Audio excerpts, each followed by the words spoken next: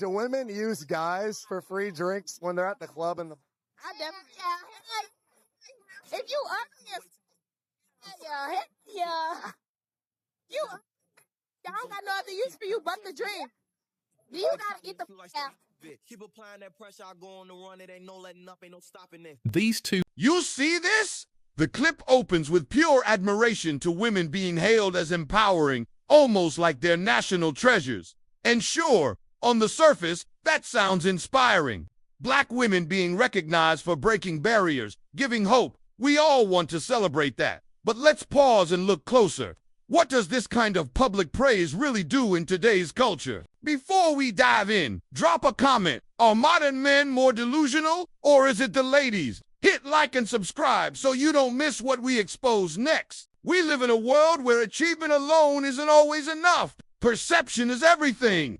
These moments of applause, these shout-outs feed into a narrative where women are constantly placed on pedestals, and the men who are supposed to support, challenge, or even just engage with them get sidelined.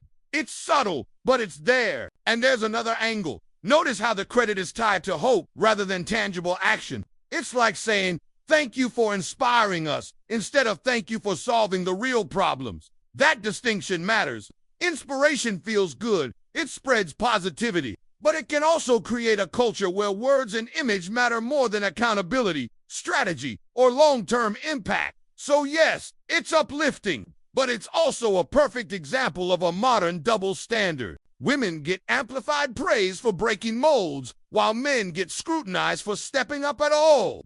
It's admiration with a side of cultural pressure, and it subtly shapes what society expects from both genders.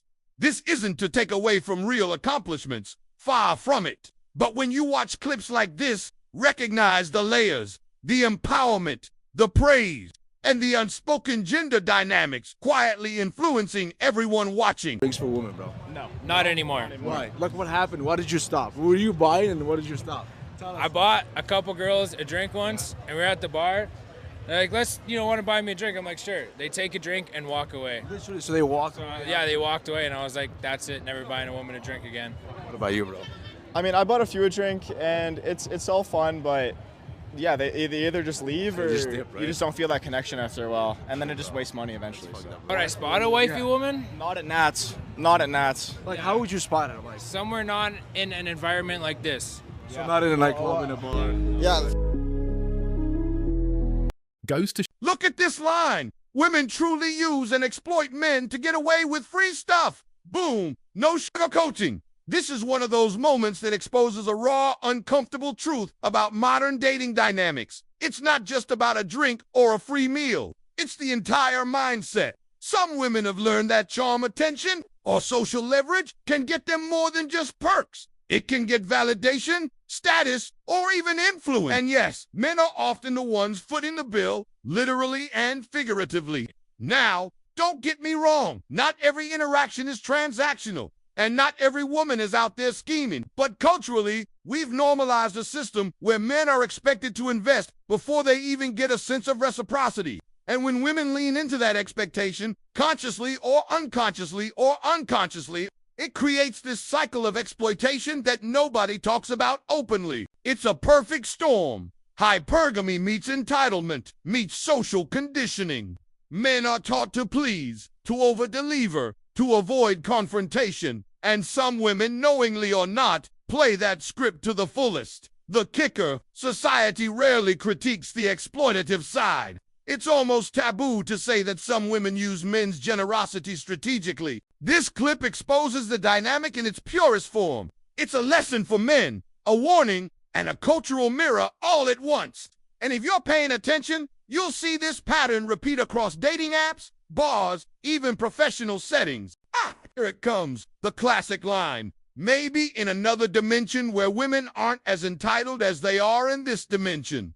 Oof, that's bold. But it's also hitting on a larger cultural truth that nobody wants to say out loud. Entitlement.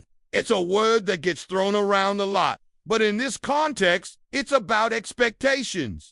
Modern dating culture has created a scenario where some women expect attention, resources, and effort almost automatically. And when men don't deliver exactly what's imagined, it's seen as a personal failure. Think about it. It's like living in a parallel universe where the rules are skewed and men are always behind the curve no matter how hard they try. And the really interesting part, this isn't a condemnation of women in general. It's a commentary on the cultural pressures and narratives that shape behavior. Media, social circles, dating apps, they reinforce the idea that women are owed certain experiences, while men are expected to perform endlessly to earn approval. That another dimension line? It's really a shorthand for frustration. The idea that the playing field isn't fair, and maybe it never has been. It's a wink at the irony of modern dating. Men are navigating this labyrinth of entitlement and expectation, while society applauds women for simply existing in it. It's sharp, it's real, and it's the kind of moment that sparks debate, exactly the reason clips like this go viral in the manosphere and gender commentary communities. Yeah, okay. We haven't sunk that low yet, okay? So, the first one may not want you to buy her a drink, right? The way some of you look, I can't see, you'd have to pay him money to buy him a drink. By the way, you only have 2 times to make a first impression. What should a guy expect when he buys you a drink? Nothing. At the very least, you should expect the conversation. But if you're expecting a drink's not gonna get you that. If that's what you're doing and you're buying people drinks, just stop buying drinks. Don't buy her. Here's the no-nonsense advice dropped in this clip. Don't buy her anything. She has money because she wouldn't be in there if she didn't. Let her buy her own drinks. Boom! Straight to the point. But there's a lot packed into that short sentence. First, it exposes a common misconception men fall into. The idea that generosity automatically equals value in a dating or social interaction. Some guys feel like buying drinks or footing the bill is a shortcut to approval, attraction, or status. But this line flips the script, reminding men that women aren't helpless, broke, or waiting to be supported. They're fully capable of handling their own expenses. And that's where the cultural lens gets interesting. For decades, men were socialized to be providers. Chivalry, courtship, rituals, even modern dating norms all reinforce this dynamic. But in today's environment, where financial independence is more common than ever, continuing to pay for women automatically isn't just outdated. It can be seen as pandering. Notice the subtle empowerment here, too. It highlights self-sufficiency. The woman is fully able to buy her own drink. Men, on the other hand, are being nudged to check their assumptions and stop over-investing in a system that doesn't require it. It's a wake-up call for both sides. Respect boundaries, respect independence, and recognize transactional dynamics for what they are, not what we wish them to be. At the end of the day, this clip is a microcosm of modern dating realities. Generosity is fine, but don't confuse it with entitlement or leverage. Everyone should play their part honestly. No free rides, no invisible debts, no illusions. You should not be allowed to sit at bars as a woman in STEM and corporate in Miami.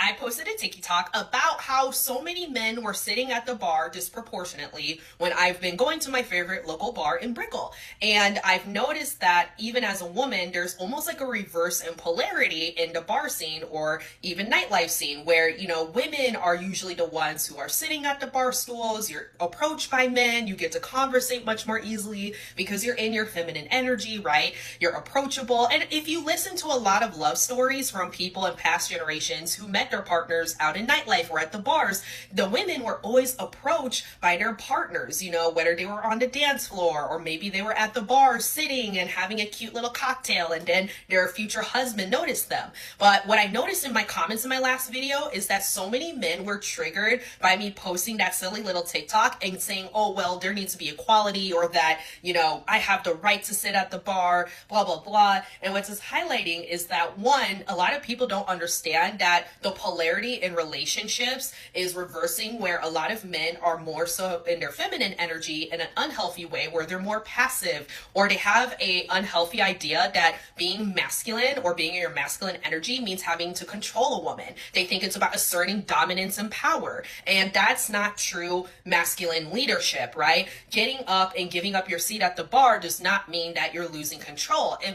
All right, so let me make some sense of this. And let me just be honest about how it is that people need to operate and whether or not it makes sense for you to give your seat up at the bar and so on and so forth, right? First and foremost, I didn't even know that there was an etiquette that was coming along with giving your seat up at the bar. Now, I am also intimately familiar with the bar scene over in Brickell, and that it's a lot of people that are basically moving and shaking, and it's a lot of women that's trying to get picked up, and it's a lot of guys that's acting like they got a lot of money, and then it's a lot of guys that do have a lot of money that ain't really tripping about it. And so Brickell in Miami is a different type of place. You know, it's not like the normal bar scene. And this is the reason why I'm qualifying this argument with that, is because when you go to a regular everyday bar in your local watering hole or even in your downtown environment, in a way, in most instances, is much different than Brickell in Miami. Now, with that being said, I have never felt compelled to have to give my seat up to anybody, but I have felt compelled to say, hey, I'm about to leave if you want my seat, because I know that it might be busy and it's a lot of people waiting for seats at the bar. But to say that men are not in their masculine energy because they sitting at the bar and they're not reserving those seats for the women is pretty wild. Could you actually imagine having to spend 30 minutes with this woman and trying to have a casual conversation? Worse than waterboarding. Goodbye. But when will I see you again? Oh, never. Never? This is a queer fat club. I'm queer and fat. Okay, thank you for joining. We're just introducing ourselves at the moment. Okay. Do you want to go ahead and introduce yourself, Joe? Yeah, my name's Joe. I go by he, they, and I identify as 275 pounds. Okay. I feel like Jay's kind of making fun of me, though. I know it's kind of a shock. I know, kind of a new thing. I'm just, Do what? I said I apologize. Oh, no, you're good. Are you comfortable leaving the group at the moment? Why? I'm not understanding why you're joining the group. This is the queer and fat group now. Yeah. Yeah. That's what I came here for. Okay. And you said you identify as fat? Yeah. Okay. This is just for fat-bodied people. Yeah, I understand. I identify as a fat-bodied person. I'm not understanding where you're coming from. Are you guys comfortable with me here? I mean, I'm pretty chill on my end. I'm not comfortable, no. Their logic... Check this out. Their logic works until it works against them. These are the same people who say we should be comfortable with men in women's locker rooms. The hypocrisy is mind-boggling. This generation is offended by everything and ashamed of nothing. Now that's a loaded statement, and it hits on a huge cultural contradiction. Here's the thing. Modern social discourse often comes packaged as moral clarity, inclusivity, or progressive thinking.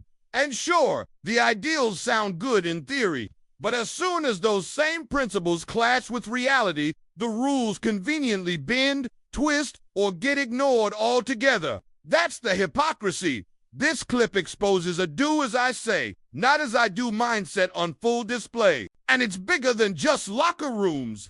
It's about a generation that's extremely reactive, offended at minor slights, public faux pas, or even perceived microaggressions, while simultaneously shrugging at situations where accountability would actually matter. It's the duality of sensitivity without responsibility. Look, this isn't about blaming one gender or another. It's about recognizing the patterns. When logic is selective, outrage is performative, and self-awareness is missing. It creates frustration on all sides. Men, women, everyone trying to navigate these contradictions ends up confused or disengaged. And clips like this resonate because they cut through the noise with brutal honesty. This is a snapshot of a cultural paradox, a generation quick to demand comfort, recognition, and moral high ground, yet often blind to their own inconsistencies. And that tension, that's exactly why this clip goes viral. People see themselves, their friends, or the world around them reflected in it. Messy, ironic, and painfully real.